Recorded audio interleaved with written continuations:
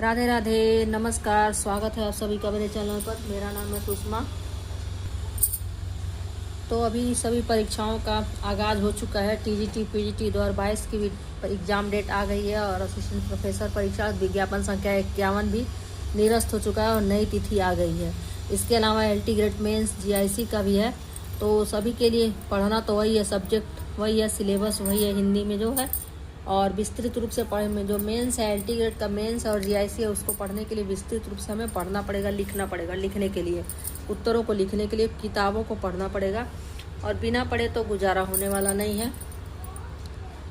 क्या कि लोग सोचते हैं विस्तृत जो वस्तुनिष्ठ प्रश्न है, बहुविकल्पीय प्रश्न है, उनसे हम परीक्षाएं तो निकाल लेंगे लेकिन समझ नहीं पाएंगे। तो समझ को विकसित करने के लिए किताबें पढ़ना शुरू कर दीजिए और लिखना भी शुरू करिए। और एक बात और, सभी वीडियो को किसी की भी कोई भी टीचर पढ़ा रहा है तो वीडियो को पूरा देखें। ईयरफोन लगा लें, कोई काम कर रहे हैं तो लगा के देखें। पूरा समझ में 100% नहीं आएगा, 90 नहीं आएगा, 60 भी नहीं आएगा, 40% तो समझ में आना ही आना है। कुछ ना कुछ तो कवर हो ही जाएगा। तो शुरू करते हैं। और इसके सबसे पहले कह देते हैं, अगर आप नए हैं तो स्वागत है आपका, और वीडियो को पूरा देखें, चैनल को सब्सक्राइब कर लें और कमेंट भी करें। तो आज पढ़ते हैं जगन्नाथ दास रत्नाकर को। इनका जन्म सन 1866 में, मृत्यु 1932 में हुई। आधुनिक काल के ब्रजभाषा के कवियों में जगन्नाथ दास रत्नाकर का सर्वोच्च स्थान है। खड़ी बोली की उन्नति के युग में ब्रजभाषा की श्रेष्ठता सिद्ध करने वाले कवि रत्नाकर जी की काव्य प्रतिभा अत्यंत उच्च कोटि की है। रत्नाकर जी ब्रजभाषा के कुशल पारखी थे और उसकी आत्मा को भलीभांति पहचानते थे। वे ब्रजभाषा के अंतिम कवि थे, परंतु आज भी रत्नाकर जी हिंदी साहित्याकाश में अमर नक्षत्र की भांति देदीप्यमान है। जीवन परिचय। जीवनी। ब्रजभाषा के श्रेष्ठ कवि जगन्नाथ दास रत्नाकर का जन्म सन 1866 ईस्वी संवत 1923 में काशी में हुआ। बनारस में एक प्रतिष्ठित वैश्य परिवार में हुआ था। उनके पिता का नाम बाबू पुरुषोत्तम दास था। वे फारसी के अच्छे विद्वान थे, अतः उनके यहाँ की कवियों की भीड़ लगी रहती थी। वह भारतेंदु जी से उनकी घनिष्ठ मित्रता थी, इसलिए रत्नाकर जी को भी भारतेंदु जी के संपर्क में आने का अवसर प्राप्त हुआ था। भारतेंदु जी ने उनकी एक रचना पर प्रसन्न होकर कहा था, यह लड़का कभी एक अच्छा कवि होगा। कुछ समय बीत जाने पर उनका उक्त कथन सिद्ध हुआ। तो भारतेंदु जी का जन्म 1885 में हुआ था और इनका 1866 में। 16 साल के ये छोटे थे। तो इससे देखिए ट्रिक से याद भी हो जाता है, ऐसे थोड़ा थोड़ा लगाते रहेंगे, मिला के पढ़ेंगे तो।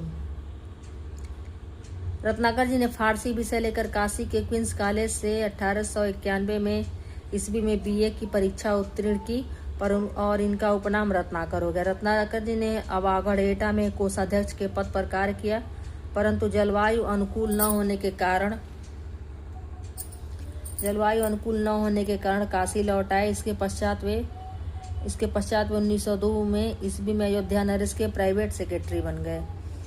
नरेश के मृत्यु के बाद रत्नाकर जी अयोध्या की महारानी के निजी सचिव बने तथा जीवन पर्यंत 1928 ईस्वी तक इसी पद पर कार्य करते रहे। रत्नाकर जी ने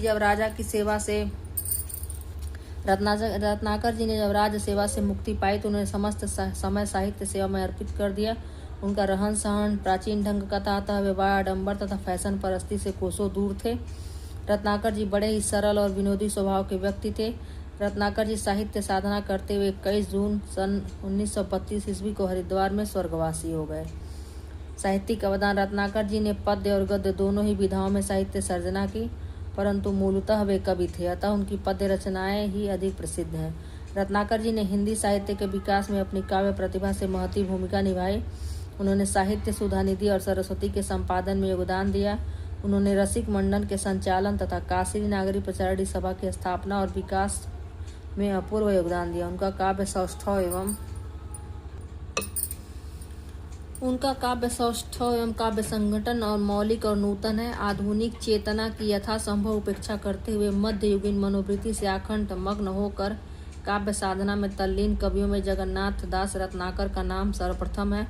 उन्होंने अपनी मध्ययुगीन प्रवृत्ति के अनुरूप मध्ययुगीन वातावरण भी खोज लिया था।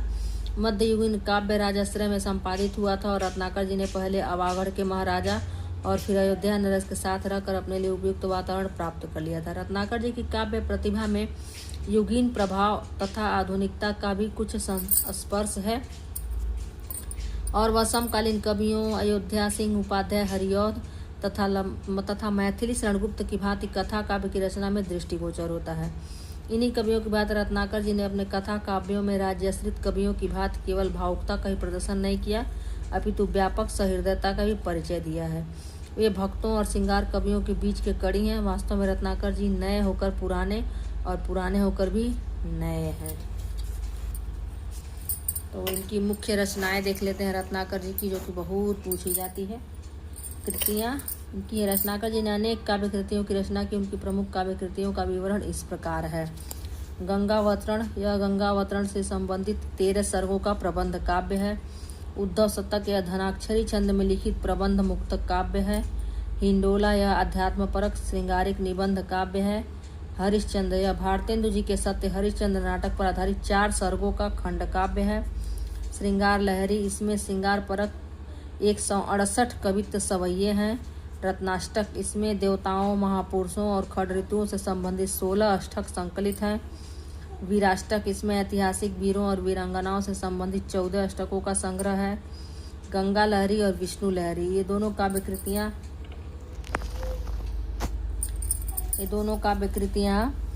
52 छंदों के भक्ति विषयक मुक्ति काव्य हैं। इनके अतिरिक्त रत्नाकर जी ने बिहारी सतसई की बिहारी रत्नाकर नाम से टीका की।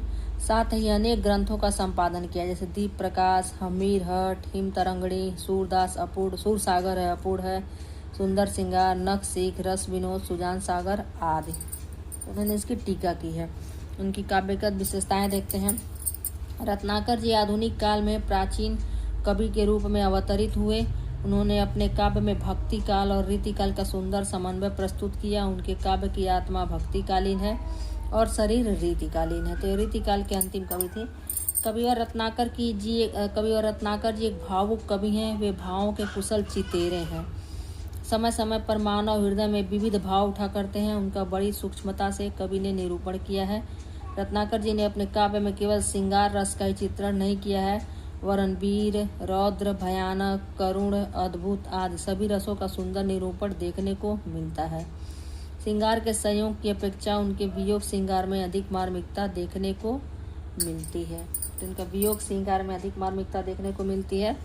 और ये गंगावतरण रचनाएं हैं इनकी प्रमुख। उद्धव शतक इस तथ्य का सबल प्रमाण है। मार्मिकता बहुत है इसमें। रत्नाकर जी श्री कृष्ण के अनन्य भक्त हैं, तो उद्धव शतक बहुत प्रसिद्ध रचना है और बहुत बार परीक्षाओं में पूछा जाता है। वे अपने ऊपर सदैव श्री कृष्ण की कृपा चाहते हैं। उनकी भक्ति में सरलता और मधुरता का प्रवाह है। रत्नाकर जी ने प्रकृति के विविध रूपों का चित्रण किया है। उन्होंने उद्दीपन और स्वतंत्र रूप में प्रकृति का चित्रण करते हुए खड ऋतु वर्णन की परंपरा को भी निभाया है। रत्नाकर जी के काव्य में भाव और रस के साथ अनुभवों का बड़ा ही सजीव, स्वाभाविक और चित्रोपम वर्णन देखने को मिलता है। रत्नाकर जी का कला पक्ष अत्यंत प्रौढ़ और परिष्कृत है। वे पूर्ण कलाविद, भाषा के मर्मज्ञ तथा शब्दों के आचार्य थे। रत्नाकर जी की भाषा शुद्ध ब्रज भाषा है, परंतु उसमें कहीं कहीं बनारसी बोली की छाप है। वैसे उनकी भाषा व्याकरण सम्मत, सुमधुर और प्रवाहमयी है। वे शब्द चित्त उतारने में पूर्णतया कुशल हैं। उनका एक एक शब्द अपने स्थान पर नग और मीनों की तरह जड़ा हुआ है। कहावतों और मुहावरों के प्रयोग ने उनकी भाषा को चमत्कारपूर्ण और प्रभावशाली बना दिया है।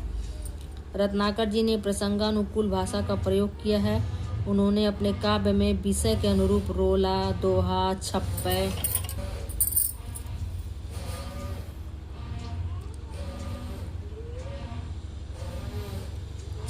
कवित्त, सवैया आदि छंदों का प्रयोग किया है। उनका सर्वाधिक प्रिय छंद कवित्त है। रत्नाकर जी ने अपने भावों को प्रकट करने के लिए चित्रोपम शैली, अलंकारिक शैली, चमत्कारिक शैली आदि का प्रयोग किया है। रत्नाकर जी ने रीतिकालीन कवियों की तरह अपने काव्य में अलंकारों का बहुतायत से प्रयोग अवश्य किया है, परंतु उन्हें काव्य का भार नहीं बनने दिया है। उनके काव्य में अनुप्रासों का अत्यंत भव्य प्रयोग देखने को मिलता है। वे सांग रूपकों के सम्राट हैं। इसके अतिरिक्त रत्नाकर जी ने यमक, विपसा, श्लेष, विभावना, पुनरुक्ति, प्रकाश, उपमा, असंगति, स्मरण, प्रतीप आदि अलंकारों का भी प्रयोग किया है। इस प्रकार रत्नाकर जी के काव्य में भाव पक्ष और कला पक्ष का सुंदर समन्वय हुआ है। जगन्नाथ दास रत्नाकर ने आधुनिक युग में ब्रज भाषा में कविता करके अपने को ऐतिहासिक पुरुष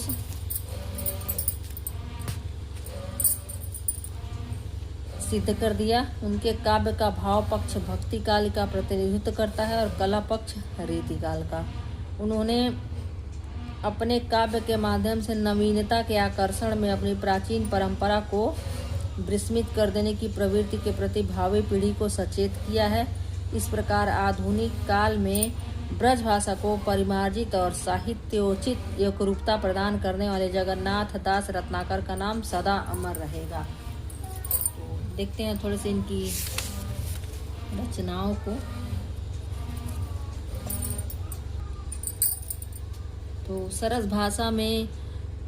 ब्रज भाषा में लिखित अपनी प्रसिद्ध रचना उद्धव शतक में रत्नाकर जी ने गोपियाँ एवं उद्धव के उत्तर प्रत्युत्तर के माध्यम से निर्गुण ब्रह्मा का खंडन एवं सगुण ब्रह्मा की स्थापना की है। जैसे उद्धव आते हैं समझाने कि तुम कृष्ण से क्यों प्रेम करती हो, ब्रह्मा से प्रेम करो, आत्मा से प्रेम करो।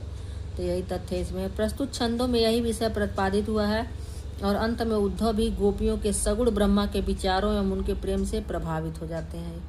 उद्धव जो शतक बहुत प्रसिद्ध हुआ और ये बहुत बार पूछा भी है। भेजे मन भावन के उद्धव के आवन की, सुधि ब्रज गावन में पावन जबै लगी, कहे रत्नाकर गुवालिन की झोरी झोरी, दौरी दौरी नंद पौरी आवन तबै लगी। उझक ये सब अलंकारों में बहुत पूछता है। उझक की पद कंजन के पंजन पैं, पेख पेख पाती छाती छोहन छबै लगी। ये भी खूब पूछता है। हमको लिखियो है कहाँ, हमको लिखियो है कहाँ, हमको लिखियो है कहाँ, कहन सबे लगी। चाहत जो स्वबस संजोग सिंह श्याम सुंदर को, जोग के प्रयोग में हियो तो विलस्यो रहे। तो यह है और भी देख सकते हैं। जिनको पढ़ना होगा वो वीडियो रोक के पढ़ लेंगे। पढ़ेंगे तो बहुत लंबा हो जाएगा। छोटा वीडियो मेरे लोग नहीं देखते हैं, सोचते हैं कि अरे कोई बहुत प्रसिद्ध है, फेमस तो टीचर तो है नहीं, क्या देखें, ऐसे बक करती रहती हैं, पढ़ती रहती हैं। तो हम पढ़ते हैं तो सोचते हैं थोड़ा थोड़ा वीडियो बनाने से मन भी लगा रहता है और पढ़ भी लेते हैं। कुछ हैं भाई बहन मेरे जो कभी कभी कमेंट कर देते हैं, देखते होंगे।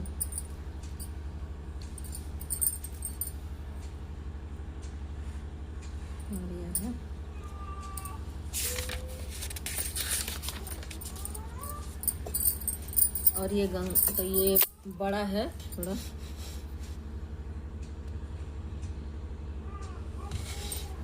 और ये है गंगावतरण से। गंगावतरण खंड काव्य में रत्नाकर जी ने सगर पुत्रों के उद्धार के लिए महाराजा भगीरथ की तपस्या के परिणाम स्वरूप गंगा के पृथ्वी पर आगमन का वर्णन किया है।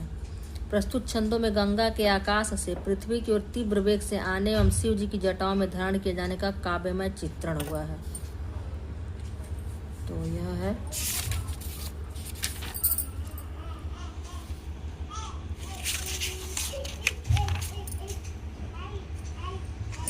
अब इसमें अनुकरणीय क्या है देख लेते हैं। अनुकरणीय जय है बनी बिगरिन वर्गीता बारिद को, बूंदता बिलह बुध बीबस बिचारी की। अनुप्रास अलंकार है इसमें। ऐते बड़े विश्व माई हेरे हूँ तू पय जाही, ताहे त्रिकुटी में नैन मुदत लखियो कहाँ कहो। ब्रज भाषा है।